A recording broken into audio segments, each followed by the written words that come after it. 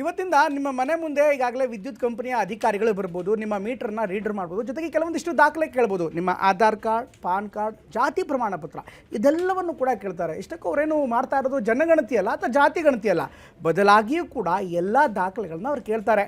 ಅವರು ಸರ್ಕಾರಿ ಅಧಿಕಾರಿಗಳು ಹೇಳಿ ಕೇಳಿ ಇಷ್ಟಕ್ಕೂ ಇವರು ಯಾಕೆ ಎಲ್ಲ ದಾಖಲೆಗಳು ಕೇಳ್ತೀರಿ ಅಂತ ಇವತ್ತಿನಿಂದ ಗೃಹಜ್ಯೋತಿ ಮತ್ತು ಗೃಹಲಕ್ಷ್ಮಿ ಯೋಜನೆಗಳ ಅಂದರೆ ಗ್ಯಾರಂಟಿ ಯೋಜನೆಗಳ ಪರಿಷ್ಕರಣೆಯನ್ನು ರಾಜ್ಯ ಸರ್ಕಾರ ಮಾಡ್ತಾ ಇದೆ. ಹೀಗಾಗಿ ಅರ್ಹರಿಗೆ ಮಾತ್ರ ನಾವು ಯೋಜನೆಯನ್ನು ತಲುಪಿಸ್ತೀವಿ ಅನ್ನುವಂಥ ಕಂಡೀಷನ್ ಅಪ್ಲೈಡ್ ಅನ್ನುವಂಥ ಹೊಸ ರೂಲ್ಸನ್ನು ಜಾರಿ ಮಾಡೋದಕ್ಕೆ ಸರ್ಕಾರ ಮುಂದಾಗ್ತಾ ಇದೆ. ಅವತ್ತು ಕಾಕಾ ಪಾಟೀಲ್ಗೂ ಫ್ರೀ, ಇನ್ನೊಬ್ರಿಗೂ ಫ್ರೀ ಅಂತ ನೇರವಾಗಿ ಹೇಳಿದರು, ಮಹಾದೇವಪ್ಪಂಗೂ ಫ್ರೀ ಅಂತ ಹೇಳಿದ್ರಿ. ಆದರೆ ಈಗ ಯಾಕೆ ಕಂಡೀಷನ್ ತರಿಸ್ತಾ ಇದ್ದೀರಿ ಅಂತ ನೇರವಾಗಿ ವಿಪಕ್ಷಗಳು ಸರ್ಕಾರವನ್ನು ಪ್ರಶ್ನೆ ಮಾಡ್ತೇವೆ. ಹಾಗಾದರೆ ಇಂದಿನಿಂದ ಆರಂಭವಾಗಿರುವಂಥ ಈ ಪ್ರೊಸೀಜರ್ಸ್ ಹೇಗಿರುತ್ತೆ ನೋಡೋಣ ಬನ್ನಿ.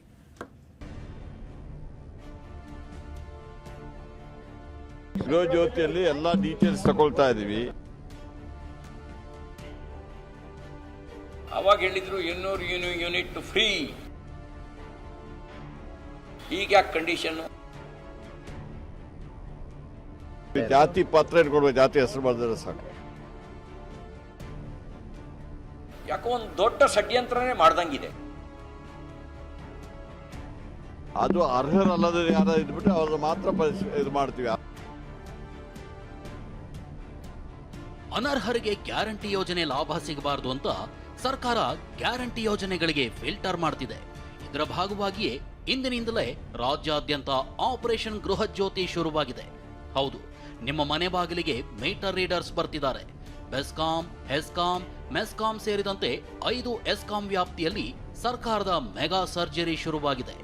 ಮನೆ ಮನೆಗೂ ಬರೋ ಮೀಟರ್ ರೀಡರ್ಸ್ ನೀವು ಕೊಟ್ಟಿರೋ ಮಾಹಿತಿ ಅಸಲಿಯೋ ನಕಲಿಯೋ ಅಂತ ಸ್ಪಾಟ್ನಲ್ಲೇ ಜಾಲಾಡಲಿದ್ದಾರೆ.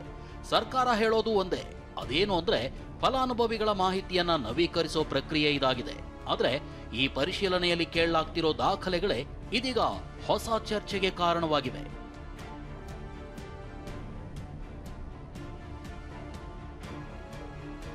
ಹಾಗಿದ್ರೆ ಗೃಹಜ್ಯೋತಿ ಪರಿಷ್ಕರಣೆ ಹೇಗಿರಲಿದೆ, ಏನೆಲ್ಲ ದಾಖಲೆ ಕೊಡಬೇಕು ಅನ್ನೋದನ್ನೇ ನೋಡೋದಾದ್ರೆ, ಮನೆಗೆ ಬರೋ ಮೀಟರ್ ರೀಡರ್ಸ್ಗೆ ಆಧಾರ್ ಕಾರ್ಡ್ ಮತ್ತು ವೋಟರ್ ಐಡಿ ಕೊಡಬೇಕು. ನಿಮ್ಮ ಪ್ಯಾನ್ ಕಾರ್ಡ್ ಮತ್ತು ರೇಷನ್ ಕಾರ್ಡ್ ಕೊಡಬೇಕು.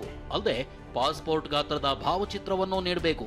ಇದರ ಜೊತೆಗೆ ಮನೆ ಮಾಲೀಕರಾಗಿದ್ರೆ ಮನೆ ದಾಖಲೆ ಅಥವಾ ಬಾಡಿಗೆದಾರರು ಅಥವಾ ಲೀಸ್ ಇದ್ರೆ ಅದರ ಅಗ್ರಿಮೆಂಟ್ ದಾಖಲೆ ನೀಡಬೇಕು.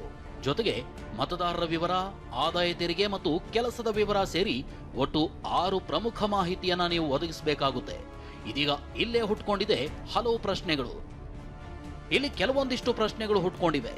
ಉಚಿತ ವಿದ್ಯುತ್ ಯೋಜನೆಯ ಫಲಾನುಭವಿಯ ಅರ್ಹತೆ ಪರಿಶೀಲನೆಗೆ ಮತದಾರರ ಗುರುತಿನ ಚೀಟಿ ಸಂಖ್ಯೆ ಯಾಕೆ ಬೇಕು? ಪ್ಯಾನ್ ಕಾರ್ಡ್ ಮಾಹಿತಿ ಸಂಗ್ರಹದ ಉದ್ದೇಶವೇನು? ಜಾತಿ ಪ್ರಮಾಣ ಪತ್ರದ ವಿವರವನ್ನ ಈಗ ಅಪ್ಡೇಟ್ ಮಾಡೋ ಅಗತ್ಯ ಏನಿತ್ತು? ಹೀಗೆ ಪ್ರಶ್ನೆಗಳು ಮೇಲಿದ್ದಿವೆ.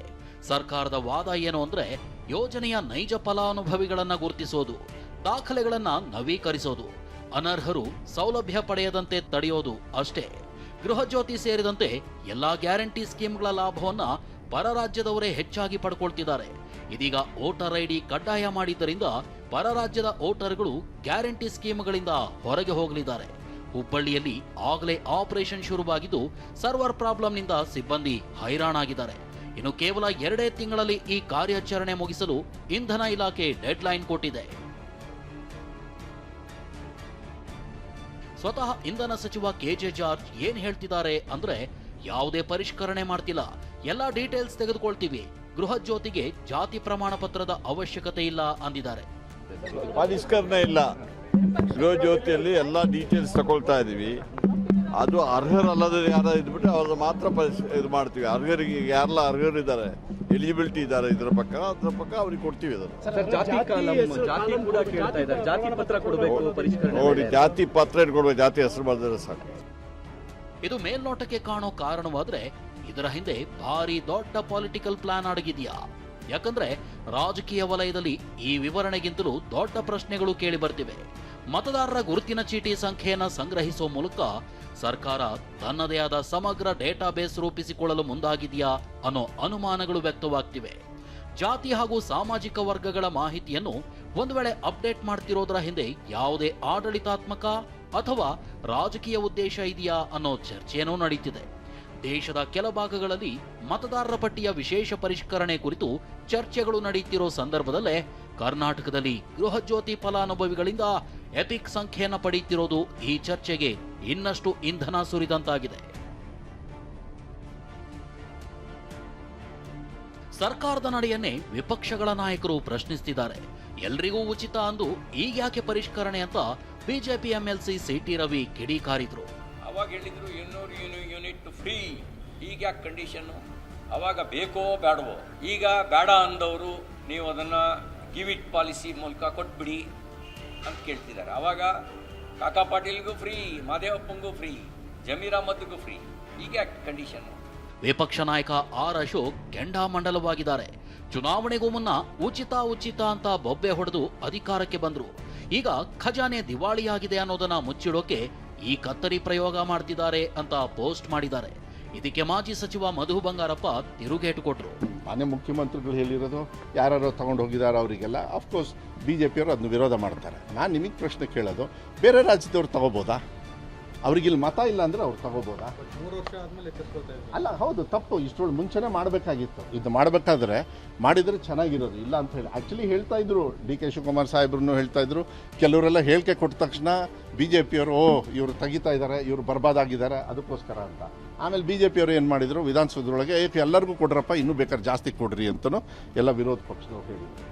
ಗೃಹಜ್ಯೋತಿ ಯೋಜನೆಯ ಫಲಾನುಭವಿಗಳ ಪರಿಶೀಲನೆ ಮತ್ತು ದಾಖಲೆಗಳ ಪರಿಷ್ಕರಣೆ ಪ್ರಕ್ರಿಯೆ ಇದು ಕೇವಲ ಆಡಳಿತಾತ್ಮಕ ಕ್ರಮನ ಅಥವಾ ಮುಂದಿನ ದಿನಗಳಲ್ಲಿ ಇದರ ಹಿಂದಿನ ಉದ್ದೇಶದ ಬಗ್ಗೆ ಇನ್ನಷ್ಟು ಸ್ಪಷ್ಟ ಚಿತ್ರಣ ಹೊರಬೀಳುತ್ತಾ? ಈಗ ರಾಜ್ಯ ರಾಜಕಾರಣದಲ್ಲಿ ಚರ್ಚೆ ಆಗ್ತಿರೋ ಪ್ರಶ್ನೆ ಇದೆ. ಪ್ರಸನ್ನಗಾಂವ್ಕರ್, TV9 ಬೆಂಗಳೂರು.